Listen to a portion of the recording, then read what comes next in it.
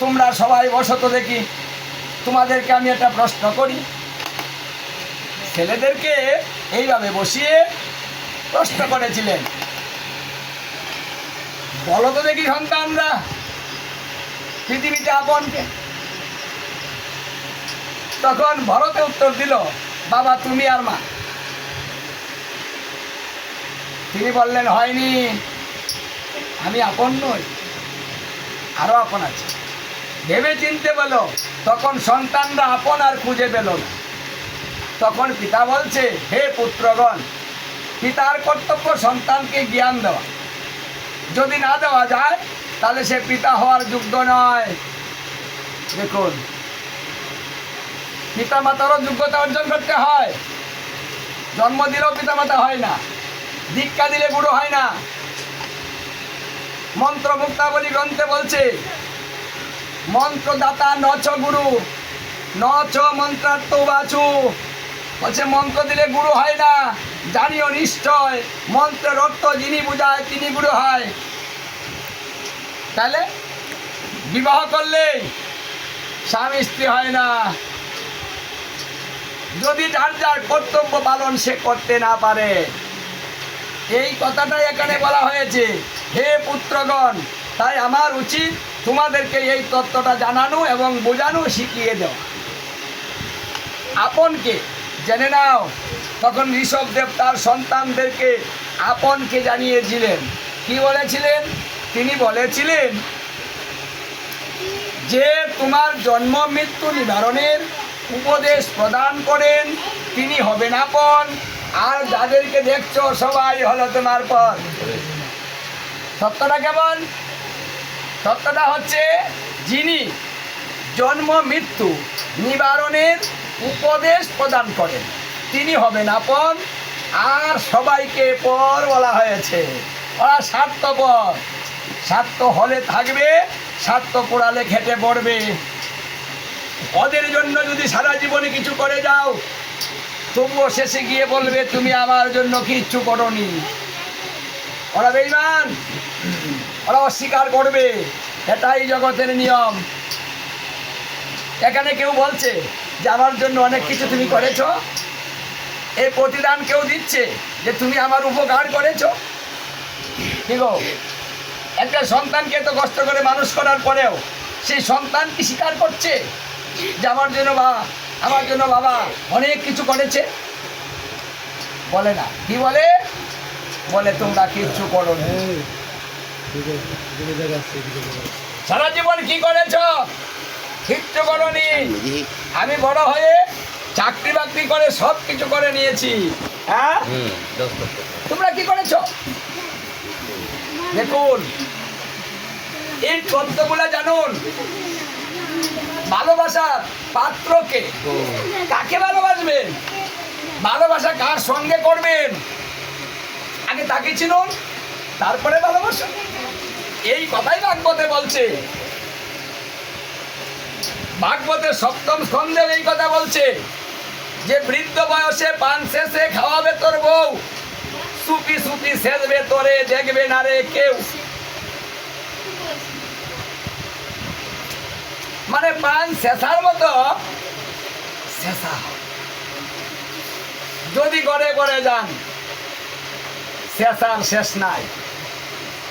যতদিন শক্তি আছে ততদিন আপনি ভালো রোজগার করতে পারবেন, ভালো চাওয়ার সঙ্গে সঙ্গে দিতে পারবেন, ভালো। তারপরে আপনি হয়ে যাবেন কালো, আর ভালো লাগে না। ভাগবতের 7ম স্কন্ধে বলছে মানুষ যখন বৃদ্ধ হয় তার সঙ্গে কুকুরের মতো আচরণ করা হয়, তখন সেটা কুকুরের মতো হয়ে যায়। ওই ভালোবাসা আর নেই। কেটে দেয়। কিভাবে দেয়? বলছে জেল দিয়ে দেয়, ভালোবাসা দিয়ে নয়। খাও মন মন রেউন না ঝালায় বসা কি এটা কেসা। হ্যাঁ, তখন মানুষ কি করে? বলছে গোমরে গোমরে কাঁধে। আর গোবিন্দকে ডাকে, হে গোবিন্দ তুমি আমাকে নিয়ে যাও, আমার আর ভালো লাগে না সংসার, আমি মরে গেলেই বেঁচে যাই, আমি সংসারের বোঝা হয়ে গিয়েছি, আমাকে কেউ দেখতে পাচ্ছে না। মানে যখন এই আপন জনগুলো আমাদের আঘাতগুলা করে না, তখন সেই আঘাতটা কিন্তু আমরা সইতে পারি না। মানুষের কথাগুলো সহ্য হয়, কিন্তু এত আপন যাকে এত ভালোবাসা দিয়েছি সারা জীবন, সে যদি কঠোর কথা বলে, এটা কিন্তু সহ্য হয়। তাই বলছি, পর মানুষে দুঃখ দিলে সেটা দুঃখ মনে হয় না, আর আপন জনে দুঃখ দিলে মেনে নেওয়া যায় না। হ্যাঁ, ওরে আপন জনে দুঃখ দিলে মেনে নেওয়া যায় না। হ্যাঁ, সহ্য হয় না। তখন কি করি আমরা? আমরা তখন কাঁদি, হে গোবিন্দ, এত কিছু করলাম আর আজকে আমাকে এইভাবে কষ্ট দিল, আজকে কিছু করতে পারি না বিদায়, কিছু দিতে পারি না বিদায়, এই সংসার আমাকে দেখতে পাচ্ছে না। এই কথা রাধারানী বলেছিলেন, হে বৃন্দে, মানুষ যখন বৃদ্ধ হয়, অকেজো হয়, কিছুই করতে পারে না, ওই মানুষের জন্য আমার দুঃখ হয়। কেন দুঃখ হয় জানিস? কারণ সময় থাকতে আমার প্রাণবল্লভকে চেনে না, অসময়ে বলে, হে গোবিন্দ, তুমি ছাড়া কেউ নাই। কিন্তু যখন শক্তি থাকে তখন বলে না। যৌবনে ভজে কৃষ্ণ পাইবারই আসে, অর্ধেক বয়সে ভজে কৃষ্ণ আসে বানায় আসে, শেষ বয়সে ভজে কৃষ্ণ মরণের ভয়ে। যারা মরণের ভয়ে গোবিন্দকে ডাকে, তারা গোবিন্দের কাছ থেকে কৃপা পায় না, হাসির পাত্র হয়। আমার গোবিন্দ তার ভাব দেখে হাসে। রাধারানী এই মনের দুঃখের কথাটা বৃন্দার কাছে শেয়ার করছে। জানিস বৃন্দে, জীবের প্রতি দুঃখ হয়, কষ্ট লাগে, সময় থাকতেছে, অসময়ে। দেখুন, আমাদের যে সময় শক্তি আছে, তখন আমরা ভাগবতে আসি না, সাধুগুরু বৈষ্ণবের কাছে আসি না, গীতা ভাগবত শ্রবণ করতে চাই না। হ্যাঁ, ধর্ম করার সময় এখন নেই, আমার সংসারে কত কাজ। হ্যাঁ, একটু সময় দিতে পারছি না গোবিন্দকে। আমরা কত বড় বেঈমান, আমাদের সুখটা কেন হবে? কৃষ্ণ ভজন করিবার তরে আসিলাম এই ভবে, নিচে মায়ায় বন্দী হয়ে বৃক্ষ সম হইলে। কৃষ্ণ ভজন করিবার জন্য আমরা এসেছিলাম, কথা দিয়েছিলাম। এই নিচে মায়া, এই মায়ার মধ্যে বন্ধ হয়েছি, আবদ্ধ হয়েছি। ওই কথাটা ভুলে গিয়ে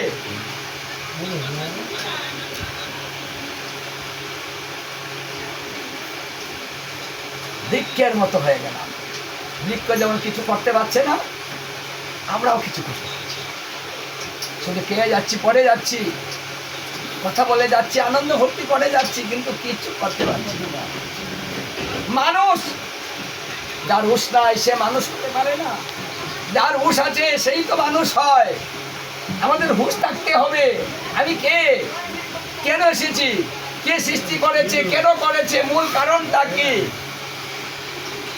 এইগুলো হলো হুঁশ। যে হুঁশটা অন্য কোনো প্রাণীর মধ্যে নাই, এই হুঁশটা শুধু আমাদের মধ্যে আছে। আমরা চিন্তা করলেই বের করতে পারি আমি কে। তাহলে যারা সংসার করছেন, নিজে নিজে ভেবে দেখুন তো, সুখী কত হচ্ছেন, কেমন ভালো আছেন, কে কাঁদেন না, বুকে হাত দিয়ে কেউ বলতে পারবেন না যে আমার জ্বালা নেই। কোটি কোটি টাকা থাকতে পারে, কিন্তু জ্বালা কম নেই। টাকা আছে, খেতে পারবেন না, সমস্ত কিছু নিষেধ করে দিবে ডাক্তার, বলবো ওটা খাওয়া যাবে না। ভালো বিছনা আছে, ঘুমাতে পারবেন না, বলবে ওটাই ঘুমানো যাবে না। একটু শক্ত হয়ে ঘুমাতে হবে, ওই নরমটা বাদ দিতে হয়। হ্যাঁ, ফ্রিজ বুঝাই ভালো মন্দ জিনিস, ওই ফ্রিজের জিনিস আপনি খেতে পারবেন না। ঠিক আছে, আপনার দেহ জ্বালা যন্ত্রণা ভরে গিয়েছে, ব্যথা বেদনায় ভরে গিয়েছে, কোটি কোটি টাকার মধ্যে শুয়ে আছেন, ব্যথা কিন্তু কমে না, বেড়েই চলেছে। ডাক্তারবাবু অনেক টাকা দিব, ব্যথাটা কমিয়ে দেন না, তো পাচ্ছে ডাক্তারে কমাতে পারে না, কারণ ও টাকা আপনার জীবনে কোনো কাজে লাগবে না, আপনার কষ্ট দূর করতে পারবে না।